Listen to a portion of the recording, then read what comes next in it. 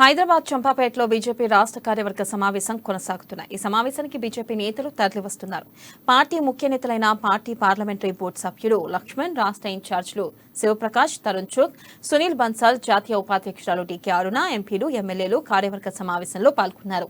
ఇక బీజేపీ జెండాను రాష్ట్ర అధ్యక్షులు బండి సంజయ్ ఆవిష్కరించారు.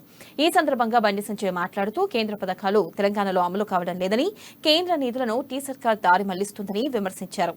ఇక బీఆర్ఎస్ వైఫల్యాలను ప్రజల్లోకి తీసుకెళ్లాలని పార్టీ శ్రేణులకు బండి సంజయ్ సూచించారు.